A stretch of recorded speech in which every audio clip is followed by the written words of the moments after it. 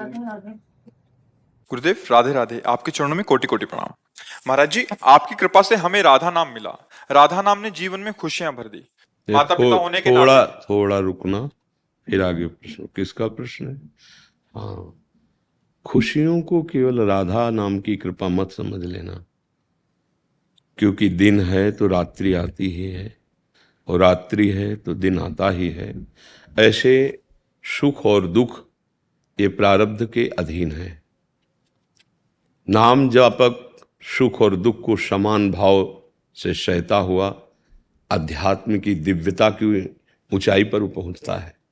अगर आपने भगवान की कृपा या राधा नाम का फल मानी हुई अनुकूलता, की हुई कामना की पूर्ति, तो फिर जब प्रतिकूल विधान होगा तो तुम्हारी श्रद्धा हट जाएगी, तुम्हारी आस्तिकता की नींव हिल जाएगी कि अब शायद राधा नाम का वो प्रभाव नहीं पड़ रहा है। इसलिए हम प्रार्थना करते हैं कि अनुकूलता कामना की पूर्ति शक्ति है। सुख और दुख पूर्व से निर्धारित हैं, समय समय पर वो प्रकाशित होते रहेंगे, चाहे आप दुरात्मा हो और चाहे महात्मा हो। इस शरीर को बनाने के समय पहले दो विभाग करके डाल दिए गए।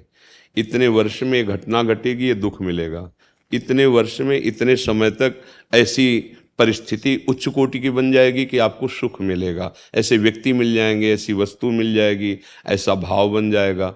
ये दुख और सुख हमारे भजन का फल नहीं है। भजन का फल है दुख और सुख में समान भाव रखते हुए भगवान के मार्ग में चलना। इसलिए हम पहले आपसे प्रार्थना करते हैं कि कभी ऐसी दुखद या विपत्ति की परिस्थिति आवे तो तुम्हारा नाम प्रेम कम नहीं होना चाहिए, तुम्हारा भगवद आश्रय कम नहीं होना चाहिए।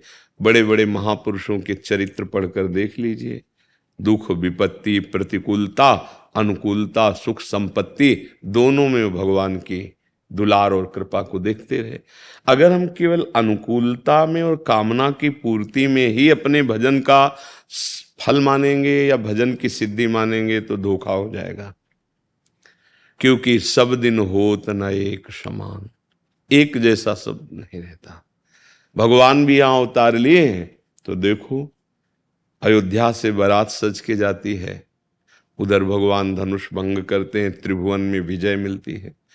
महाराज विदेह राजज्ञानियों के गुरु जनक जी भगवान का चरण प्रक्षालन करके जानकी जी का पाणी ग्रहण संस्कार करवाते। ऐसा अद्भुत सुख। फिर चक्रवर्ती सम्राट के महल में अद्भुत उत्सव। इसी उत्सव में भावना बनती कि युवराज पद दे दिया जाए प्रभु को। शाम के ये निर्णय करते हैं सुमंत्र जी से मिल करके कि मेरा राम अब योग्य हो गया है, अब मैं इसे जो अभी तक युवराज भाव में, अब चक्रवर्ती सम्राट पद के लिए यही है। ये बात फैलती है, मंथरा की बुद्धि बदलती है, कैकेयी जी के हृदय में दो वरदान की इच्छा होती है, 14 वर्ष का वनवास।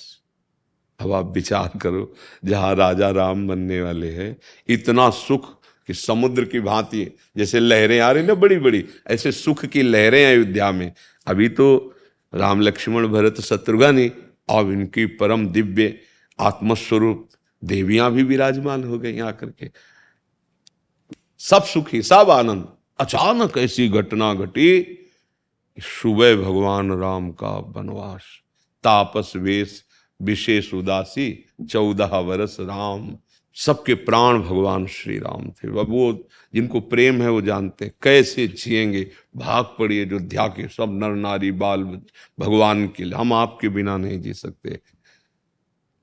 सिया राम लखन जी मानो प्राण निकल गए। भगवान रात्रि में कि इनको दुख पड़ेगा, छुप के ऐसे रथ चलवाए कि कोई जान ही नहीं पाया चिन्ह। सब फिर अयोध्या में 14 वर्ष तक भारी रुदन और कष्ट पूर्वक ऐसे। देखो कहाँ ये सुख और कहाँ एकदम भयानक इतना दुख। जब भगवान के अवतार में ऐसा हो सकता है तो हम लोग तो मनुष्य हैं, हम तो भगवान का भजन करने वाले हैं, वो तो भगवान हैं। तो इस लोक का क्रम ऐसा है कि कभी बहुत बड़ा सुख तो कभी बड़ा भयानक दुख, लेकिन नाम जापक दुख और सुख में समान रहता है। जैसे हमारे भगवान, राज तिलक होना है, और मिल गया 14 वर्ष का वनवास। तो भगवान वैसे ही प्रसन्न थे, उदास नहीं हुए। जिसमें हमारे पिता को सुख मिले, अगर वो माता को वचन दिए हैं तो मेरे लिए अयोध्या ने बन ही परम सुखदाई। नंगे पैर भगवान 14 वर्ष घोर कंकरीली पथरीली कांटों से युक्त भूमियों में विचरण कर सम रहे ना, प्रसन्न रहे। तो हमें भगवान अवतार लेकर के शिक्षा देते हैं हम कैसे रहें। ये भजन, ये अध्यात्म आपको सम बनाता है।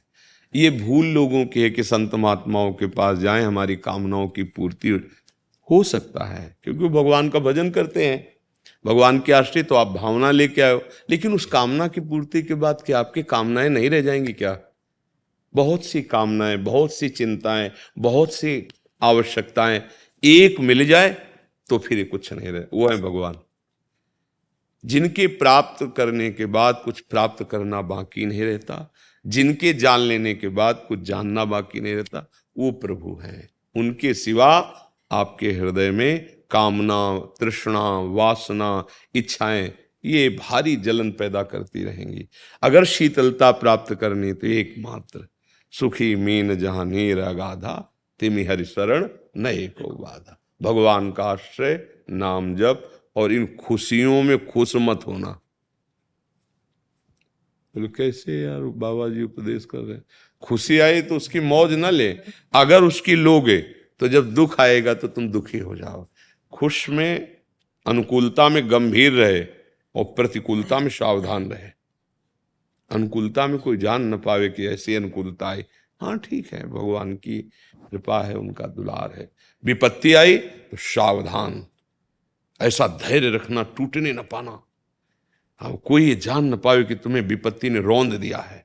हर स्थिति में सब ये भक्तों की हम तुम कितना नाम जप करते हो। सुदामा जी देखो, खाने को भी नहीं था, पर निष्ठा देखो, कृष्ण के सिवा कोई आश्रय नहीं, तो बन गई जैसे द्वारिकापुरी वैसे सुदामापुरी। उससे भी उनको कोई ऐसा थोड़ी कि हर सोकर राजा महाराजा के कपड़े पहन के, पत्नी से कहा तुम्हारी इच्छा थी तुम विराजो, हम तो मांग के ही खाएंगे और अपने कृष्ण कृष्ण कृष्ण कहते हुए भूमि में ही शयन करेंगे। ये मिलता है भजन से, माया का आकर्षण हट जाता है। हम माया के चाहे हुए पदार्थों के मिल जाने पर भगवान की कृपा मनाते हैं, और वो नाशवान है, जानते नहीं, जब नष्ट हो जाते हैं तो लगता है कि अब भगवान की कृपा कम हो गई। नहीं लगे, जैसे किसी का जवान बेटा 20 वर्ष के लिए आया है, उसकी आयु ही इतनी है, वो खूब भजन दान पुण्य कर रहा, अकेला लड़का है, और 20 वर्ष में चला जाएगा, क्योंकि सरकारी आदमी है, इतने के लिए भेजा गया था। अब आपको, अगर आप सुलझा हुआ व्यक्तित्व तो नहीं तो आपकी श्रद्धा खत्म हो जाएगी। यार जब भजन करते हैं, इतनी सेवा करते हैं, और एक था उसको भी भगवान ने, अब पूरा चिंतन खत्म हो गया, पूरा जीवन मतलब बर्बाद हो गया। अगर भजन ना हुआ तो बर्बाद हो जाएगा।